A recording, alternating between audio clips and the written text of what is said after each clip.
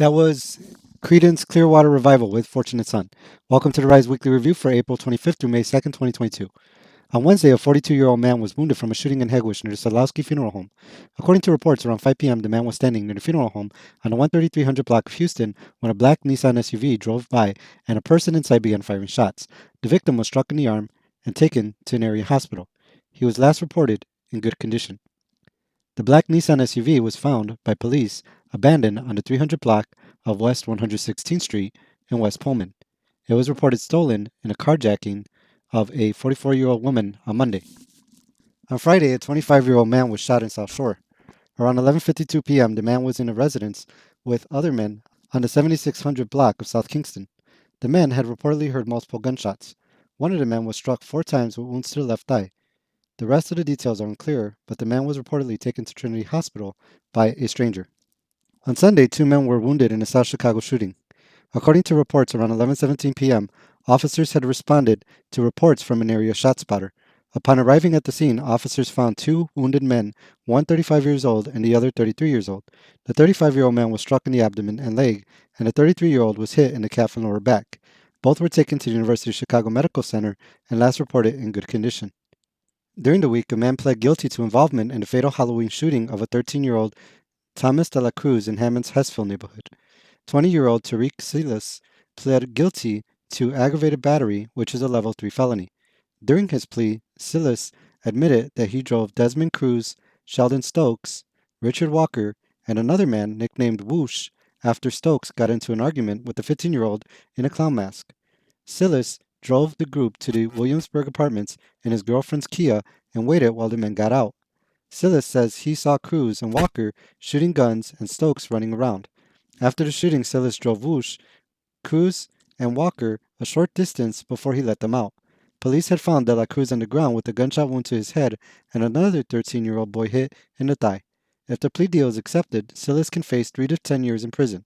As part of the agreement, he will not receive the reduced sentence until he meets his obligation to testify against Cruz, Stokes, and Walker. 2 carjacking suspects have died following a police chase in which they jumped into the Calumet River. On Saturday, around 4:40, Illinois State Police began pursuing a beige 22 Rolls-Royce Phantom that was carjacked. The state police had located the vehicle that was parked near 173rd and Torrance in Lansing. The suspects jumped out of the Rolls-Royce and entered a green 2022 Infiniti QX60. Troopers chased the vehicle until it crashed near 127th and Indiana close by the Elko Gardens. According to state troopers, an unknown number of suspects were seen jumping into the Calumet River to escape. Chicago police deployed a Marine unit to assist. The Marine unit found 2 of the suspects in the river and transported them to the hospital. The 2 suspects died in the hospital. 3 other suspects were taken into custody. Authorities are asking anyone with information to contact 874-294-4400 or isp.crimetips@illinois.gov. A pedestrian was struck on the Bishop Ford on Sunday. According to reports, Illinois State Troopers responded around 10:45 p.m. to the scene of a crash on southbound I-94 near 103rd Street. There, a maroon 2021 Chevrolet Camaro had struck a man. The man was pronounced dead at the scene. No further information was available as to the cause of the incident. On Thursday, a woman passed away and another motorist was left in critical condition after a car crash on the Indiana Toll Road. Around 3 a.m., a few miles from the Illinois state line, the woman was reportedly driving eastbound on the westbound lane of the toll road. The other driver, who was male, collided with the woman. He was left in serious condition. The woman passed away from her injuries. On Wednesday, news reports began circulating about Indiana Lake County Sheriff Oscar Martinez Jr. According to a change in Indiana law that authorized all Hoosiers over 18 and older to carry a handgun in public without a state permit, will also bar Martinez from carrying. The new law made a change to a current law that exempts law enforcement personnel who are facing felony charges from carrying. The new law removed the exemption because everyone in Indiana would be allowed to carry with the exception of felons, fugitives, non-citizens, and persons under indictment, among others. But Martinez was indicted by a grand jury in January for a felony of resisting law enforcement and a misdemeanor reckless driving. The charges were filed after Martinez was accused of failing to stop while driving an unmarked county-owned Jeep Trackhawk up to 50 miles over the posted speed limit in Crown Point and Merrillville in September.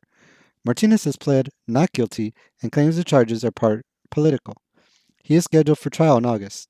According to reports, Martinez is not the only officer that will be losing his ability to carry in July. Clinton County Sheriff Rich Kelly was also indicted, and the reports state a number of officers who have been charged with misdemeanor domestic violence convictions will also lose their ability to carry. The Indiana Fraternal Order Police and various Indiana state law enforcement agencies had attempted to stop the law, which they claim will make 18,000 officers unsafe. According to them, the law will make officers unable to confirm who is legally entitled to carry a gun or not. The law also allegedly allows Indiana residents to carry long guns and rifles, including AR-15s, without restrictions in public. On Friday, former 10th Ward Alderman Eddie Verdoliak was released from prison. 84-year-old Verdoliak was sentenced in December 2020 to 18 months in prison. In 2019, he pled guilty to obstructing an IRS investigation to and from his friend and associate Daniel Soso. The payments were related to the state of Illinois' $9.3 billion settlement with tobacco companies in the late 1990s.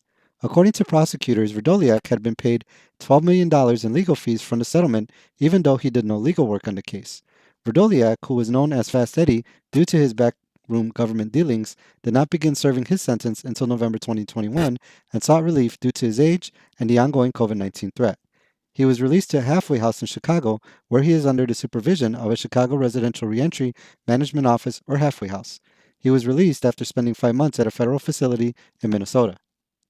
In a blow to Southeast Side environmental groups, the US EPA refused to open a civil rights investigation into the relocation of reserve management group's metal shredder on Chicago's east side, or what activists refer to as General Iron.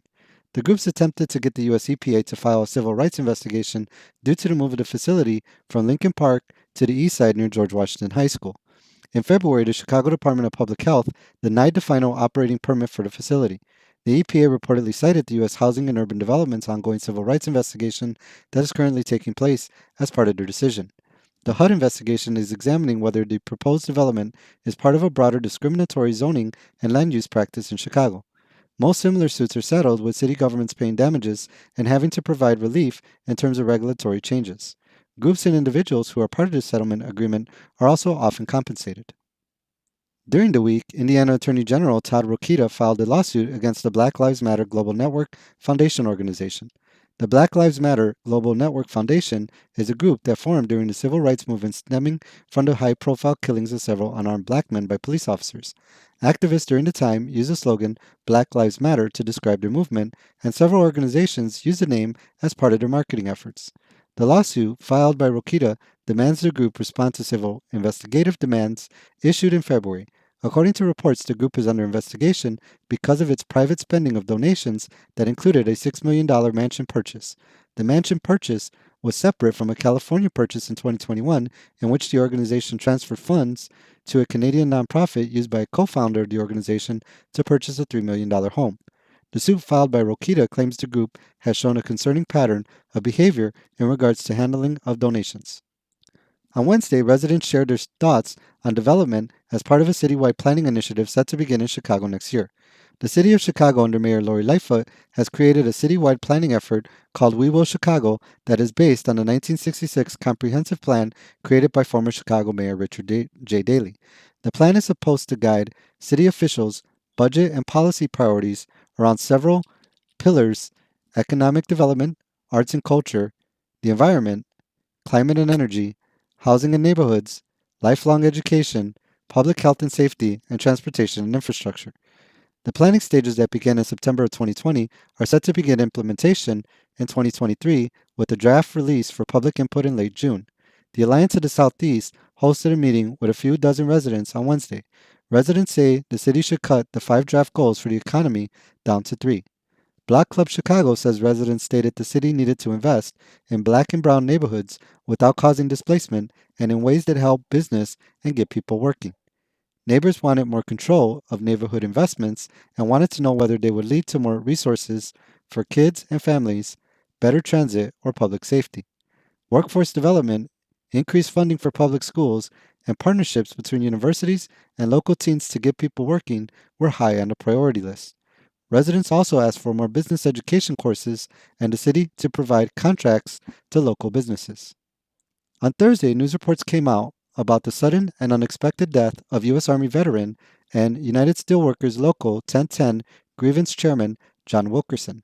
The 36-year-old veteran of Afghanistan was one of four top elected leaders at USW Local 1010, based in Hammond's Hessville neighborhood.